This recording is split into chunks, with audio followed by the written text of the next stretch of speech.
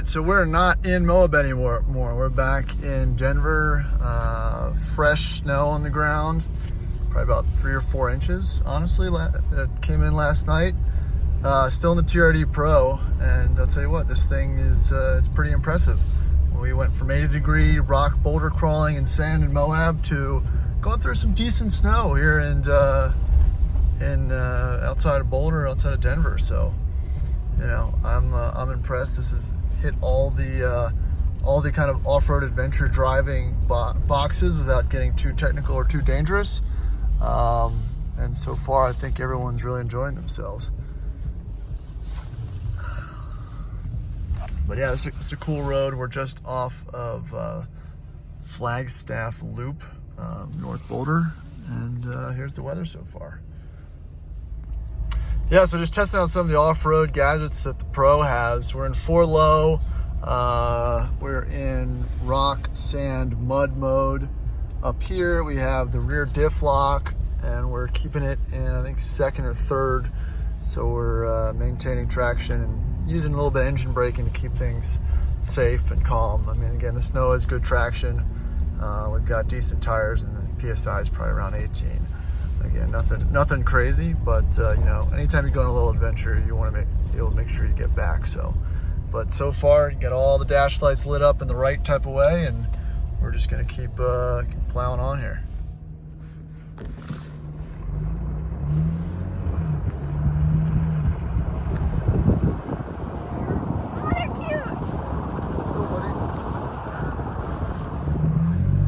Those are like real deer. They have like big noses. They're like reindeer. East Coast.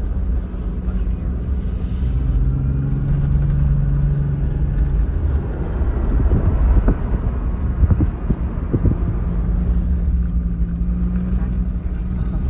Yeah, it's a shame this road. They just they had a grader on it, which kind of took that top level of powder off.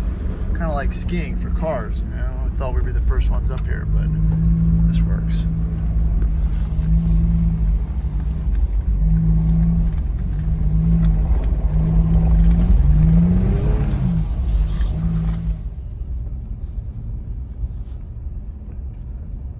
Coming down the backside of the mountain now. Roads are fine. Again, no traction issues or anything like that. In 4-wheel drive, selected in Sport Shift 3, and it's doing fine. You know, I think my conclusion on this truck, it's as advertised. I'll probably mention that a couple times in the review video, not the driving video, but you know, this is just the perfect amount of truck you need. Is it more capable or less capable than a Jeep? No, it's probably right about the same. You know, a Jeep's approach and departure angles are probably a little bit better. But you know, as far as everything else is concerned, this thing functions as advertised. You know, you could probably use an 1.5 inches more of lift, but the majority of the owners of these vehicles would do exactly what we've done this weekend. You know, we've hit all the elements from, you know, rock crawling to sand to loose snow, icy conditions, and loaded down highway travel between 60 and 90 miles an hour across Utah. So, you know, it's handled all of those things quite well. So I can understand why people buy these and how they hold their value, and it's definitely worth the investment. And you know, it's not it doesn't really hold back. So I give it a thumbs up, honestly.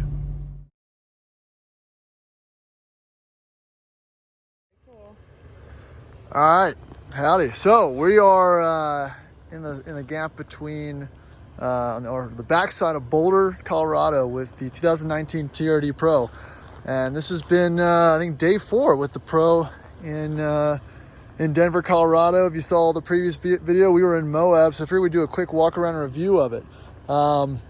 This is actually my buddy's car. It's a 2020 TRD Pro. He's had it since new. It's got 6,000 miles on it, and we've taken it pretty much everywhere so far. And I'll tell you what, I've been thoroughly impressed. I think, you know, what sums it up, and you might have heard me say this before, was it is as advertised. It is performed as you've seen in the commercials, as other journalists have, you know, articulated what the good and the bad things are about it. We've driven it pretty much everywhere, loaded down, 4 people, all types of terrain. It's performed great. Don't really have like a whole lot of negatives to kind of go through and kind of to think on here. I mean, most everything has been usable, and I think that's kind of the term that is important with this truck. You know, I've used pretty much every terrain mode. I mean, basically the trip we've done has been pretty much like the terrain dial on the traction control system. You know, rock climbing, boulders, snow, sand, mud. We've pretty much done it all. You know, it's you know, this platform, this body style, body on frame, 4Runner hasn't changed for a while. I had a 2003 4th gen 4Runner with the V8 and the permanent all-wheel drive, and this is similar. I mean, it definitely feels like a bigger truck compared to the Land Cruiser. It feels similar. The Land Cruiser has a little shorter of a wheelbase. It's a little wider, but you know, its driving dynamics aren't too dissimilar. The lacking points for this truck are the V6. I mean, it's an ancient setup with the standard 5-speed. It definitely hunts for gears on the mountains. You know, when you're loaded down, you know, we're at altitude here with 4 people in the car going up the 70 pass, going 80, 90 miles an hour through Utah. You know, I'm not going to say it struggles. It has ample power, but it's always hunting for gears. You know, traction control is a pain. I mean, cruise control is a pain because it's always kind of fighting and hunting around. But other than that, it's done great. I mean, we've used all the aspects of the car. I keep harkening down here to the bash plates, skid plates. We definitely tested those out at Moab on Hell's Revenge. Took a couple hits. I think we were spared any rear bumper damage by the trailer hitch that was there. That functioned great as a bash bar. Yeah. Tires were sufficient. I wouldn't say these are the best, but as far as for highway driving and the conditions we've been in, we know we've aired down to about 20 PSI for the more technical rock and trail portions of the trip. That worked great. Never really had a loss of traction or felt like we were in a situation that the truck couldn't handle. The rear locker worked perfectly. Got us out of a couple situations in Moab. And you know, like I said, everything's usable and as advertised. We're going to continue this trip on, but like I said, it's just been very positive so far. I'll show you the inside of this one. Again, lots of TRD Pro accents and Easter eggs all over the place. I love the color. I'm not a color snob. I don't remember which color designation is. I'm sure most people in the comments will be able to speak to that. But the ergonomics are great. It's laid out fine. You know, the Toyota's finally updated their infotainment system. It's a little slow, but it's very functional. Lots of buttons. You get your rear glass, which has always been a staple of the Toyota 4Runner trucks. You've got your crawl control center up here where you have your A-track off, rear locker, your other types of crawl control, your condition selector. But just like most other Toyota vehicles, unless you're in low, you can switch off traction control, but the A-track stays on. So if you want to have a little bit of fun, you really have to stay in low unless there's a sequence of buttons that I don't know about that allows you to fully disengage traction control. But other than that, it's pretty good.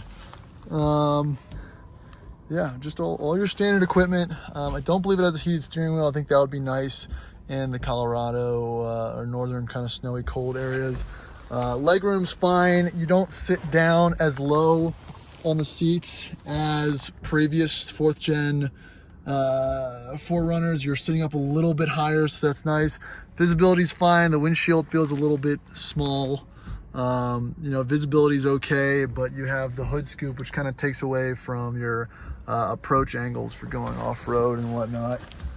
Back seat, good space. Trunk, good space.